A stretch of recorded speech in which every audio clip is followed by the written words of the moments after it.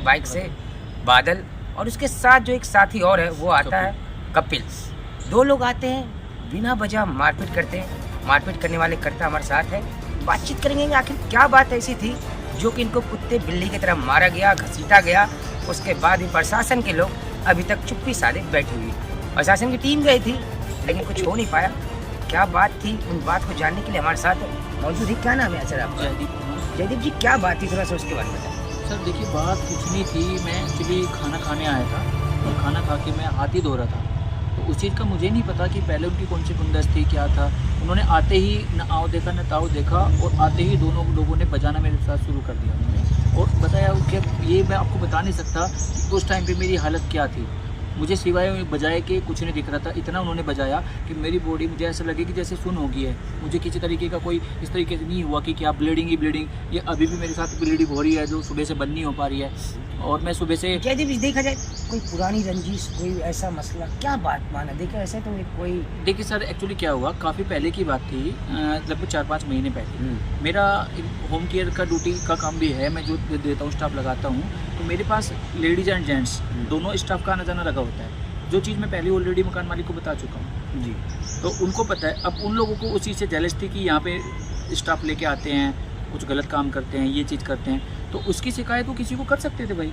बिल्कुल सही बात। तो उसका सिस्टम क्या था, उन लोगों ने, ना तो मैं उसको जानता हूँ बंदे को, मेरी कभी कोई बातचीत नहीं थी उसके साथ, कोई कुछ नहीं था। बट उसने क्या किया, 4 लोग हम लोग बैठे हुए थे, पहले आके गाली गुपड़ किया। मैंने उसको बोला, भाई मेरे पास गाली गुपड़ क्यों कर रहा है, मेरा काम नहीं, मकान मालिक से बात कर ले। इसी बीच में उसने मारपीट शुरू कर दी। तो मारपीट में मैंने उसको मारा, उसने मुझे मारा। तो उस टाइम पे हम लोगों का छुछूटा होगी। तो मैंने मकान मालिक को बोल दिया कि भाई ऐसे बात है। तो मकान मालिक ने बोला कि इसकी जिम्मेदारी मैं ले लेती हूँ और आगे से तुम अपने आराम से रहो, तुम्हें कुछ नहीं बोलेगा, मेरे साथ ऐसा हादसा हो जाएगा। अगर ऐसा कुछ होता तो पहली बात मैं खुद अलर्ट रहता। जयदीप जी कहाँ के रहने वाले हैं? और मैं बेसिकली सर सहारनपुर से रहने वाला हूँ जी। कब से रह रहे हैं आप यहाँ पे? यहाँ पे लगभग 1.5 साल से ज़्यादा हो चुका है मुझे। आज तक मेरा कोई किसी के साथ कोई वो नहीं है, खाली एक यही बंदा है जिससे मेरा मतलब वास्तविक है। ये भी वो इंसान है। प्रशासन के लोगों की तरफ से क्या मदद? देखिए सर, प्रशासन के लोगों का ये है कि मैं सुबह जब मॉर्निंग में आया इनके पास, उस टाइम हालत मेरी ये नहीं थी कि मैं इनको कुछ लिख के दे सकूँ। इनका फर्स्ट मेरा ब्लीडिंग वगैरह थी, सब मुँह पे मेरी ब्लीडिंग चल रही थी, हाथ में ब्लीडिंग थी। मैंने इनको बोला कि सर मेरा झगड़ा हो गया है। तो इनका अलावा रिएक्शन खाली ये था कि इन लोगों ने कहा कि भैया लिख के दे। मैंने इनको सिर्फ एक बात बोली कि सर देखिए, मैं लिख के नहीं दे सकता क्योंकि मेरी कंडीशन नहीं है, मुझे ट्रीटमेंट लेना था। तो मैं वहाँ से जाकर के कुछ ट्रीटमेंट के लिए निकला। मेरी हाथ में कुछ चप्पल उप्पल, पैर वैर में कुछ मेरे पास नहीं था। ऐसा बुरी हालत इतनी थी, मैं कैसे तैसे करके डॉक्टर के पास पहुँचा। डॉक्टर ने एक्सरे जो भी किया, ट्रीटमेंट किया। ब्लीडिंग मेरी अभी भी बंद नहीं हो रही है। मैं सुबह से इसी चीज़ को लेकर के। दूसरा, मैं एक्चुअली होम केयर का काम करता हूँ। एक मेरी गोल्ड की रिंग थी जो मैं हमेशा पहन के रखता हूँ अपनी मैरिज की। और दूसरा क्या था, स्टाफ की सैलरी वैली हम लोगों को देने काम होता है। तो अराउंड 13,000 के आसपास मेरे पास कैश था उस टाइम पे। तो उस पर झपटे में, मारपीट में वो कहाँ गिर निकला या उन्होंने उठाया क्या क्या, इसका तो मुझे कोई आइडिया नहीं। लेकिन मेरा मिसिंग है 13,000 रुपये और मेरी रिंग, जो कि मुझे अभी तक नहीं मिली। अभी तक नहीं मिली? हाँ जी। सुबह से मैं भागा दौड़ी कर रहा हूँ। फिर मैंने आप लोगों से कॉन्टैक्ट किया जी। आप लोग आए, आपका धन्यवाद कहना चाहूँगा कि आप लोग मुझे सपोर्ट कर रहे हैं चीज़ के लिए कि भाई आपके साथ जो चीज़ है उसमें आप मेरा सहयोग करेंगे। और मैं बेसिकली चाहता यही हूँ कि मुझे इंसाफ चाहिए। क्योंकि इंसान अगर गलती करता है उसका मलाल नहीं होता कि चलो गलती की थी, माफ़ी मांग ली। लेकिन यहाँ पे तो मेरी गलती भी कोई नहीं है और ज़बरदस्ती। और सबसे बड़ी दबंगाई देखी उन लोगों की कि दिन के मैटर में केस किया।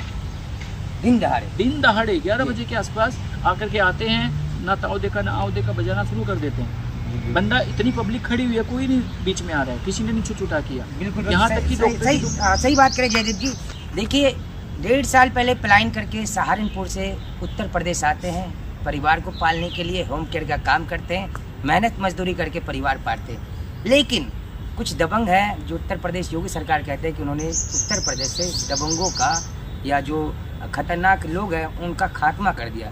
लेकिन ये साफ देखने को मिल रहा है कि किस तरीके से दिन दहाड़े, दिन के उजाले में लोग आते हैं, मारपीट करते हैं, छीना झपटी करते हैं। अकेला इंसान 4 पीट रहा है और 10 लोग वहाँ खड़े होकर देख रहे हैं, नहीं चलता पता। लेकिन पता चलेगा। फिलहाल जो है थाने में एफआईआर को लिखित में दे दिया गया है।